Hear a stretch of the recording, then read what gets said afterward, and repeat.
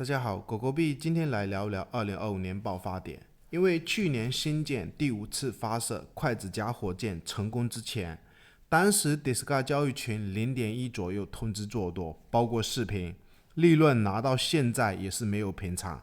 那这一次26号星舰第8次发射，朋友也是问狗狗币会不会上涨，以及比特币这几天黑客利空，反正利润也是继续在耗斗。但是短线盘整也是计划了几个月，可能不操作就是最好的操作。国语很烂，感谢点赞，或者新粉丝也可以加入我们 Discord 群。另外，如果你正在考虑交易加密货币，我个人是选择使用 OKX 交易所，它是全球最大的加密货币交易所之一，而且 OKX Web3 钱包也是非常好用的一款去中心化钱包，上面可以买卖一些没有上市的代币，当然也要注意风险哦。视频下方有我的 OKX 邀请注册链接，现货合约交易手续费返佣20%。我们先来看一下 Discord 交易群山寨币的这个小组。去年的时候，2024年10月10号，当时狗狗币价格在 0.1 附近，根据一些图表，再配合也就是马斯克星舰第5次发射，我当时也不知道它会不会成功，然后价格就是在 0.1 附近通知朋友们做多，包括我们可以看一下这些记录都没有编辑过，以及去年的时候2024年10月11号 XRP 当时价格是在 0.5 附近去做多，我开了2笔单子，后面涨到2块钱，它是涨了4倍到5倍，2块钱或者是 2.6 元，我2笔单子全部都平仓，这种利润才是大利润。但是最近它价格在盘整，我不知道最近在操作的朋友你短线有没有利润，估计可能大部分人都是在输钱的。所以我们再看一下，交易尽量以长线为主，或者是短线有利润，尽量留一部分去赌它的大长线。包括2024年的10月15号，但是狗狗币这一笔多单 0.1 附近去做多，而且记录也是都没有编辑过。那我们来看一下狗狗币日线的这个图表，为什么到现在都没有平仓，或者是2025年狗狗币会不会再有像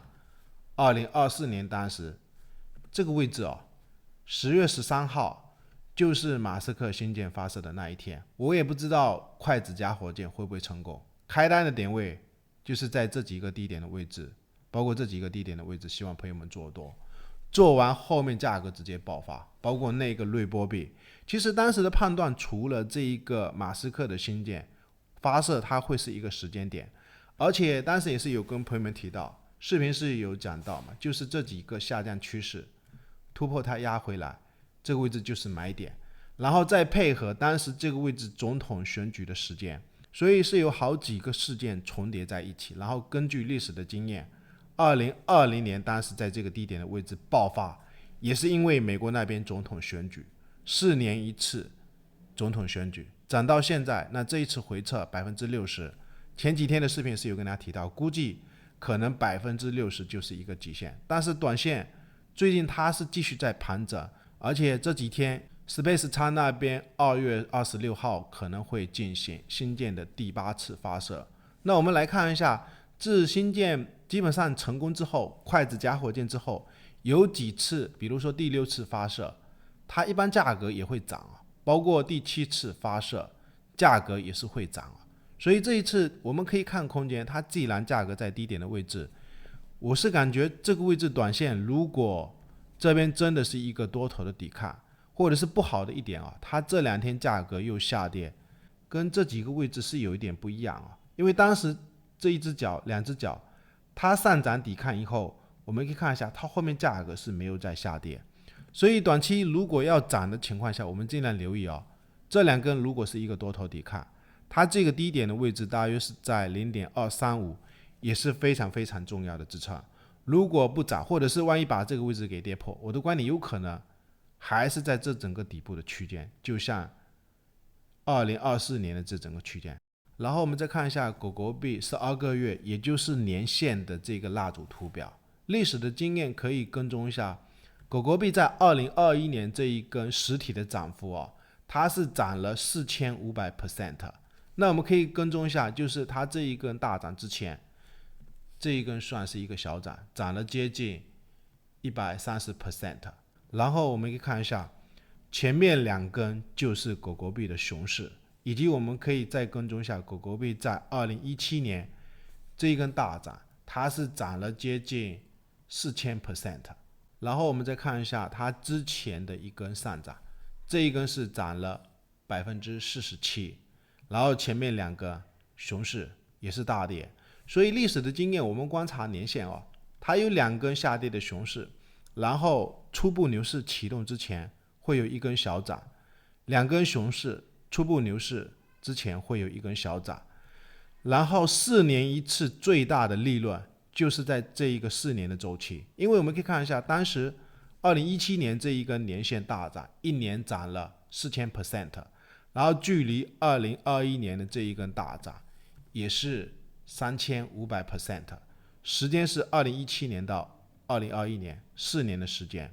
那这一次循环周期，狗狗币会不会在2025年爆发？它同样也是之前2根熊市，或者是我们可以看一下这一根上涨是可能就是涨幅有一点大，250%，包括美国那边政府效率部门名字也是跟狗狗币的名字一样，或者是马斯克，包括那个特朗普，会不会让狗狗币成为未来替代美元的流通货币，比特币成为未来全球的储备货币？我的观点是我们尽量观察，既然历史的周期是这样子，那有没有可能这一个4年的一个周期循环，或者是涨少一点吧，也涨个2000%，3块或者是1块以后也是计划了很久。狗狗币我是相信牛市应该会涨到1块钱以后，我们再考虑要不要卖出狗狗币。然后我们来跟踪一下本周的一些事件因为前几次美国的 CPI 数值最近是有开始呈上升的走势，然后最近的美联储可能降息的预期是有一点减弱不过我们要留意，就是本周五的时候美国 PCE 物价指数的年率，我们也要去留意一下，目前预测值好像没有出来那我们可以看一下，它跟 CPI 也是有一点类同就是最近几个月的这个 PCE 物价指数也是在呈上升的走势。那如果要增强就是美联储降息的预期，或者是 CPI 下个月会不会回落，我们也要去关注本周五，也就是2025年2月28号美国的 PCE 物价指数，到时候公布的数值会不会低于预测值，有没有可能代表就是下一步比特币盘整到位，它价格会不会开始上涨？那短期这个位置我们先观察吧，最近是有利空，这一根下跌日线的图表